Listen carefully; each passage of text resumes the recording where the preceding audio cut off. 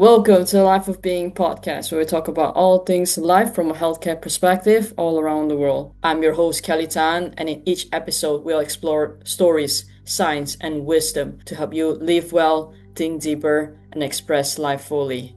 Let's begin. Today, we are excited to be joined by Dr. Nicola Perini, joining us from Milan. Dr. Nicola is a chiropractor with an international background and a strong specialization in the gonstead method. His clinical experience spans across Italy, Spain, and the United States. He earned his degree in biology from the University of Wisconsin-La Crosse before completing his master's in chiropractic at the Barcelona College of Chiropractic, where he was recognized as Student of the Year. Deeply involved in the chiropractic community, Dr. Nicola served as the VP of the BCC Gonstead Club for 2023 and 2024 and remains committed to continuous learning and professional growth. In 2025, he founded his own private practice in Milan, where he focuses on helping patients improve their performance, function, and overall well-being. Dr. Nicola, welcome to the show.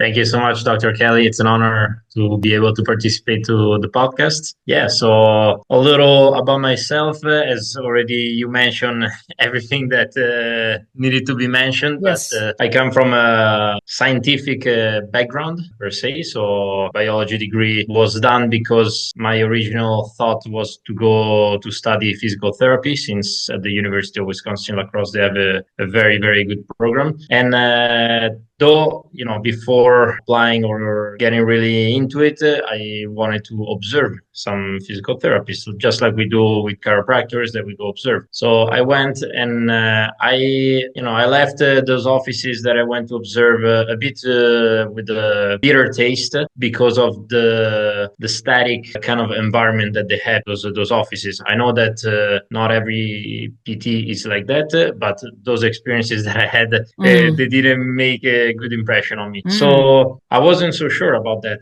And long story short, a trip to Puerto Rico made me meet a person that for the first time talked about chiropractic. And this was 2017. And I did not even heard about the word chiropractic, nor I knew it existed as a profession. So I kind of dug deeper into it. Of course, going on YouTube videos, and you start to see some videos. And my thought, coming from more like the lab environment, biology classes, and all that, I was like, this is BS. This is all fake. So long story short, I have the chance though afterwards to go observe a chiropractor, because I'm like, okay, cannot just based on videos, I need to go check one. And I was with Dr. Schaefer. He was in La Crosse, chiropractor in La Crosse, and my former mentor, and the one who gave me my first adjustment and introduced me to this beautiful world of chiropractic. And so I saw him for a week. And after that week, I made a decision. I was like, okay, this is exactly what I want to do. This is a profession I like. It's dynamic. It makes sense. It resonates with the natural, holistic view of it, but also we can help some crazy cases, and I was so intrigued by that. And so after completing my degree in biology in the States, I applied to some of the schools there in the States, in between States and Canada, as well as found out about the Barcelona College of Chiropractic in Barcelona, Spain. After living a total of 5 years, because I worked also as a CA at the Dr. Schaefer's office, I decided to come closer to my family back in Europe, and invest 5 more years of my life into more deeper studies. So where I got my master degree in chiropractic. Also, towards the end of it, got a chance from Momentum Chiropractic, right in the city center of Barcelona, beautiful clinic. They gave me an opportunity to complete my CTP, which is the last clinical portion of the university clinic. And they also gave me an opportunity to work with them, which I did until May of last year. After that, we decided to kind of part ways, and everyone on their own journey. And so I decided to, which was a long-term goal of mine at the beginning of Chiro school, to open up my own practice, which I did. And so in between opening and stuff, since September, I'm up and running. So here I am. That's amazing. I also like to understand how did you came into focusing on gonstead out of all the other techniques that you were exposed to in BCC? So it's funny because in my first year in school, I did not know the existence of the gonstead system or gonstead technique. I knew some people were meeting and practicing and so forth, and there was some seminars. But I was in like some upperclassmen. They told me you gotta try everything. So Mm, I went to like Syntropy club, to BGI club, to SOT club, to there was a philosophy club. There was some energetics things which were way out of my head, but MED, I believe. So I went to try all these things just because I was just curious. I didn't know mm, much about chiropractic, if anything at all. So I wanted to learn to know as much as possible about other things, or at least being exposed. And it was until the very end of first year, which then I was able to join a few practices of the Gonstead Club at the time. And so it's,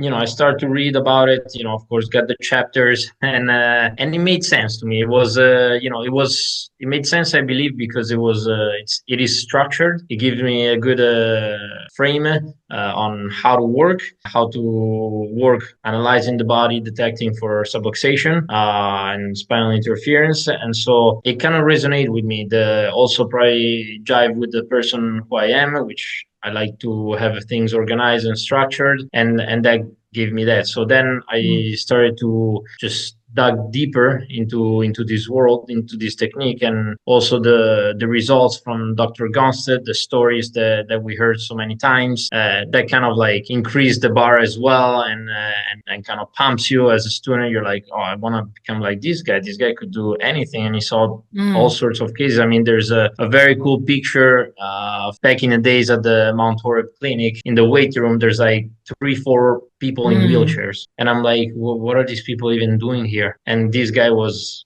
seeing them and helping them. So I was very intrigued by that and by the specificity of it.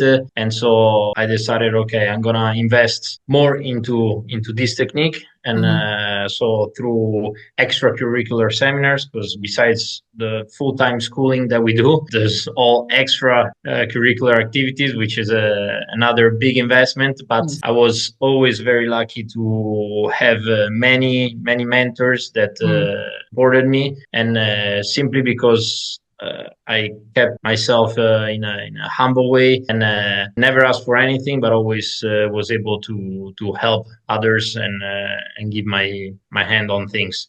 So mm. they gave me a lot back. So I Mm. was happy. Because like for you, you're giving, you're helping people as much as you can. And I remember Yeah. even with Dr. Aki's seminar, you're carrying the baby that's asleep after dinner. I was like, Yeah, that's yeah. crazy. It's Yeah. we had a very cool group of people there at the Yes. with the Gonstead Club that organizing seminars, being in contact with the Yes. people from the Gonstead Methodology Institute. Dr. Lawler has been amazing helper on these, and let us bring Dr. Aki, Dr. Brittany, Dr. Albert, many docs that taught us and Mm, to help us getting better as chiropractors. Really, like the first place, because they never just start saying like, oh, you gotta be Gonstead or you gotta do this, but they say like you gotta be the best chiropractor you can be in order to serve your mm, patients at best. Which it's something I love about that, because then the system it's what they utilize to achieve that goal with their patients, and that's what I attempt to do as well. How would you explain what Gonstead chiropractic is, or even chiropractic in general to people? How would you usually explain that? So, to me, like the concept method or system is a way to properly analyze the patient's body in order to find nerve interference, which then looking for that vertebral subluxation or motion unit dysfunction, call it however you prefer. I call it vertebral subluxation. That what makes sense to me, and also what it's in chiropractic was called, and allows us to find this areas of interference that then do not permit the body to function at its 100%, at its best. It's a structure system that has many different tools in order to properly locate in a specific way where those interferences are.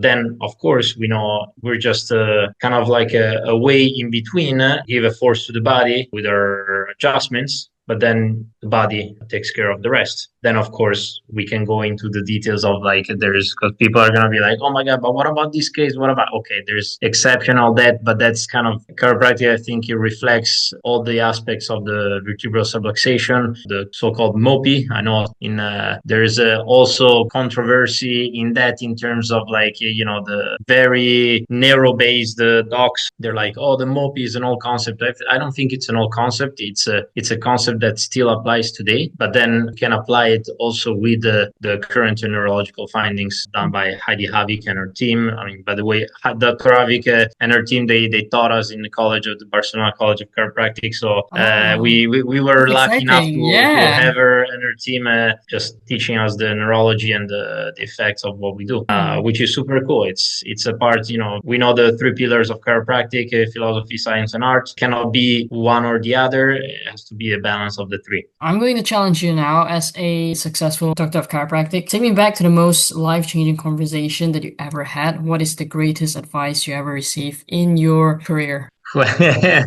So I think a big challenge for me, chiropractic wise, was really to go from the student mindset to the doctor mindset. Okay. Meaning, when you're a student, we kind of live in our little bubble, and we don't understand all the facets that going on within running a practice. So, we can go from like the financial portion of things, the logistic part of things within a clinic. And that was something that was not in the time being taught in school, really.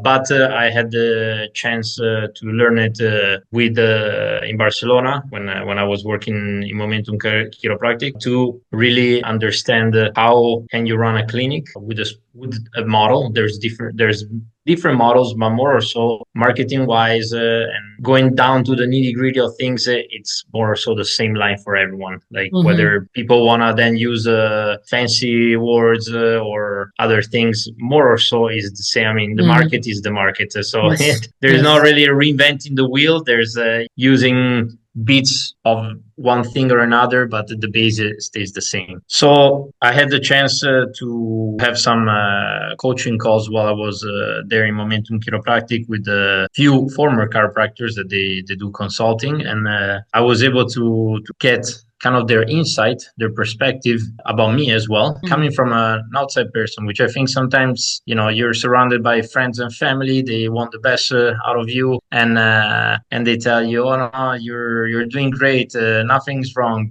Reality can be different, It's and my colleague Tomai Mons as well. They helped me in that, I have to say, and they pretty much made me realize that we have a lot of potentials as a chiropractor, and I do as a chiropractor. And to me, it was my kind of my major obstacle was myself in a way.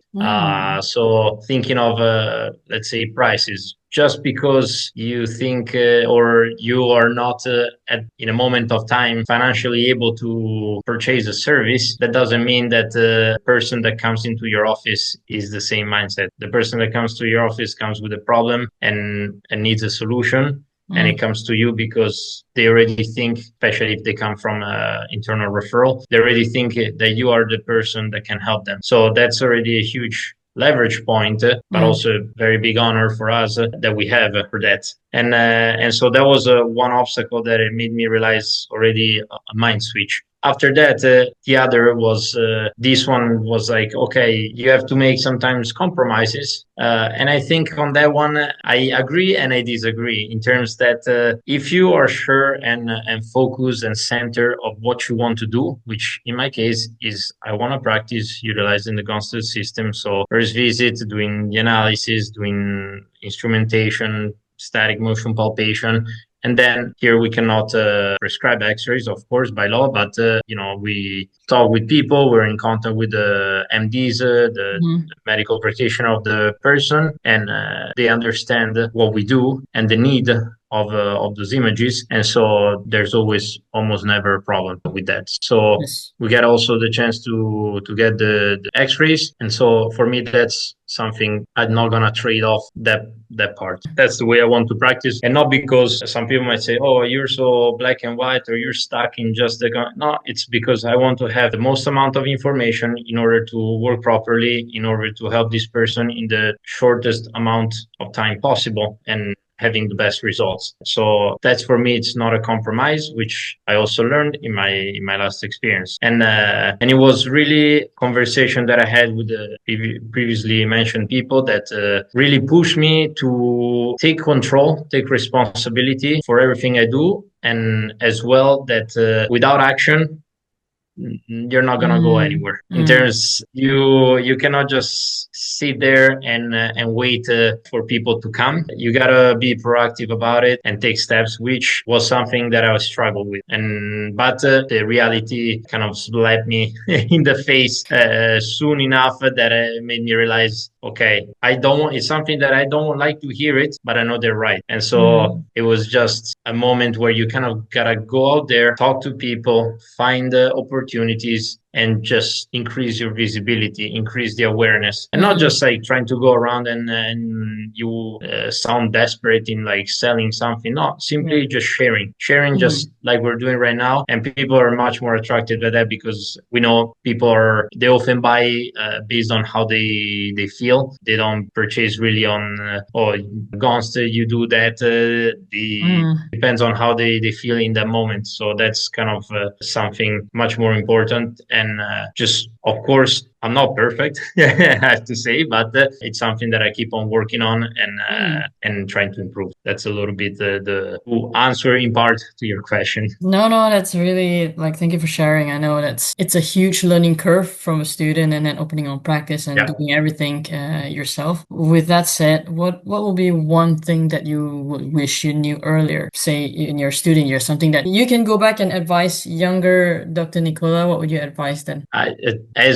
As many of the mentors and other chiropractors told me, the best thing for students is to go observe in clinics, different clinics, not just one, all sorts of clinics. Like since I was in Barcelona, I think there are about 150 or so chiropractors registered to the association, and so they should go to visit them all, to observe them all. Mm, During the span of the 5 years of studies, I think they can make it if they plan it, and ask questions, from not just like wanting to see patients getting checked and adjusted, but really how they run their business. And mm, from there, you can understand and pick up what you like and what you don't like. And you can also see after a while what works and what doesn't work as well for you. Because it's not all practices are made for everyone. I mean, some people mm, they think as students, oh, I want to have a high volume, and then they are fine having seeing maybe 5 people a day mm, or even less, or 10. And so some other people, they're like, oh,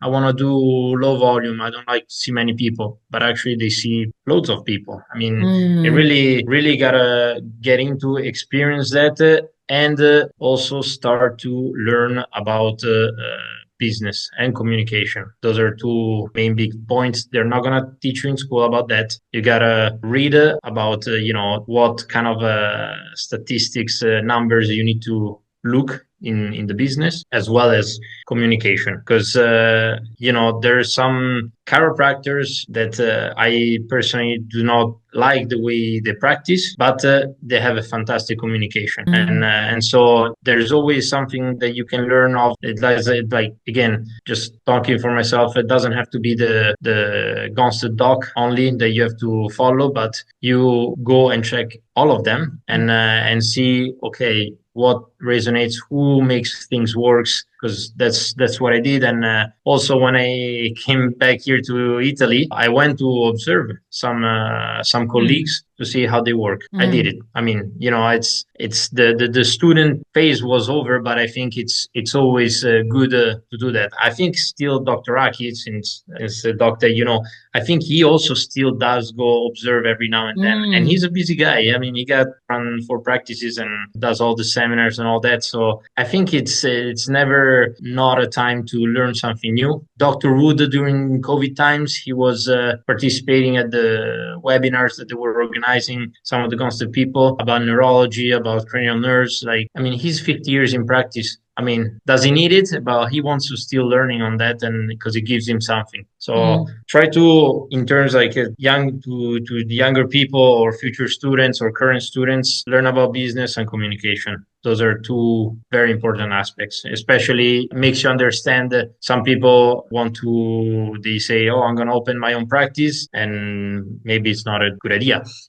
Some Mm. people Mm. they say, "Oh, I want to be an associate." Maybe it's not a good idea. So going to observe is going to give you that information. Is there any books or resources you recommend to students or even people that want to learn better in terms of business Uh, and communication? so chiropractic wise, here's like a chiropractic corner of books. But since we're here, I suggest Mm. Dr. Fred Barge, Life Without Fear. I think this was the first chiropractic book that I read, and I think it took me 2 days just to read it. That Mm. one and One Cause, One Cure. In 4 days, I read them both, and they were Life Without Fear. It really, I think, as a first year, you read that, and it pumps you. It gives you, it makes you think you can do Anything. anything, which you can, but later on you understand that there's all sorts of like cases and things that happens. But that book really fires you up. I think at least it was for me. And another book that I suggest is not chiropractic related. It's just like for your Personal own self, development. Yes. by Viktor Frankl. Man's Search for Meaning, classic. I mean, nothing. I'm not suggesting anything crazy. It's like classic book, but I think it's incredible that in any situation of adversity or when you think there are no possibilities, you actually have something still to give, and there's always a solution right there. Mm. You just need to navigate through the waters, through the bad waters or the good waters, depends, and work on finding that solution. That's kind of like one of the main takes from this book, which I Mm. thought was fantastic. So that's those are kind of like some of the references. What is one thing that you wish you knew earlier prior to opening up your own practice? Hmm. um, that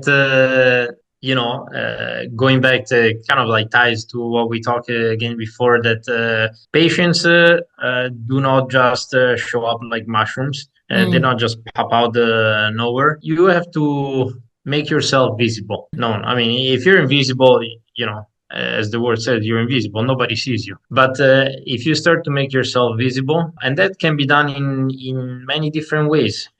It can be at your local gym, at your neighbor where you have the practice, in the cafe, or can be through social media. I'm not the best by any means at it, but I still put some content out there. There's, of course, like giants, Ryan Reeder in the UK. He's huge in terms of marketing, Facebook ads, these things. So I think these people are much better equipped to explain that part, how it works. But Mm. it's another way to make yourself visible, little strategies and things like that. And then also like just go out and talk to people. I mean, not like a crazy person in the middle of the street, but find out local events, find out like your circle of people.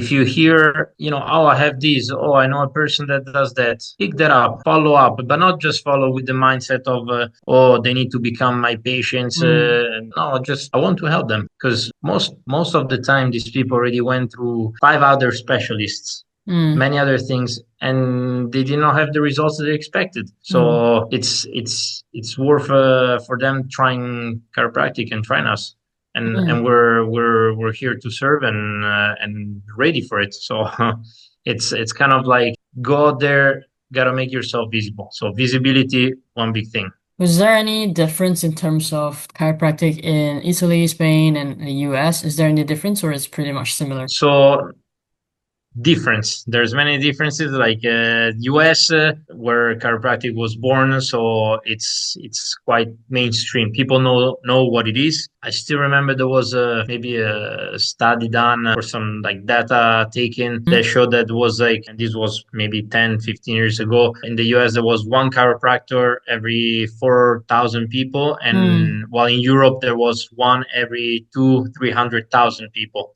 So like massive difference, and also in the States, it's fully legislated, which is it's something that also can help in certain occasions. Even though the cons, it's sometimes insurance companies can working with them can be a bit funky because Yeah. they kind of dictate how you are supposed Yeah. to work. Spain and Italy, on the other hand, there's not a full legislation. Spain, I think it's quite a bit more the far west, really, and people are sometimes, at least in my own experience, they do not really see you as an authority in your field, of course. While in Italy, like completely different. Going from Barcelona to Milan, in Milan, it's kind of like, yeah, you're not gonna work with me until you have all the exams and things that you need. Like they really understand that and they value that. And in Spain, it was like sometimes situation where people was like, "Come on, just crack me, Yeah. just do something." And it's Yeah. like, well, first of all, we don't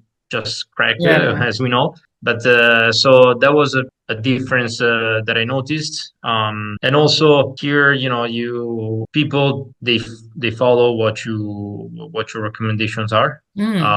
Of course, as in any situation, they have to be reasonable and Yeah. justified as well. It's not that I can ask Sure. you to Yeah. come forever with Yeah. no reasons, or so that's kind of like some of the differences that I notice in between. But we're working with the Italian Chiropractic Association to finally complete the legislation, which is there's a part Yes. and there's a second part that needs to be completed. Part of the Italian Chiropractic Association as well, and like supporting them as the entity that kind of it's the only entity that guarantees in Italy that the chiropractor Qualified. has And been gone through course of study that is recognized internationally, and so can guarantee the safety and quality of care. That's something. And nowadays there's a bit of like confusion and random courses made non by chiropractors, and I think that can be dangerous for the patients, of course, at the end of the day. Now we're actually towards the end of the conversation. I know we just started scratching the surface and there's so much knowledge being shared Yeah. from your side. Before we wrap things up, where would be the best place to find you then, Dr. Nicola? So best places you can find me either on Instagram. So Yes. on Instagram, the name would be Yes. Nicola Perini dot chiropratica. That's Okay. your page, yeah?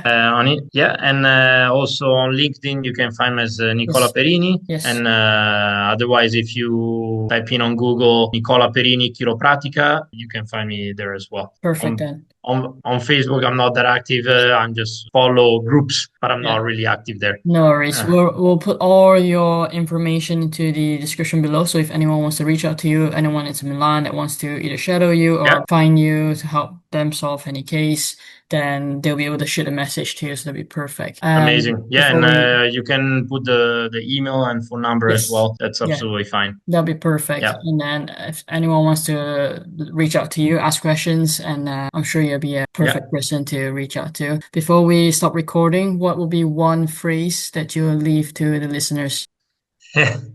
One phrase that I would leave to the listeners. Yeah.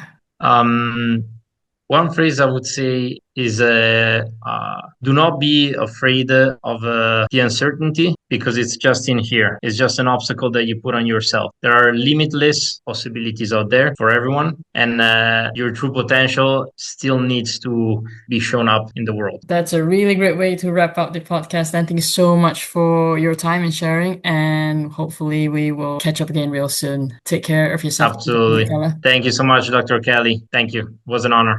Thank you for tuning in to the Life of Being podcast. Let us know what is your one key takeaway from this episode. And if this conversation inspired you, share it with a friend who might find it helpful today. Until next time, take care of your health and take care of your being.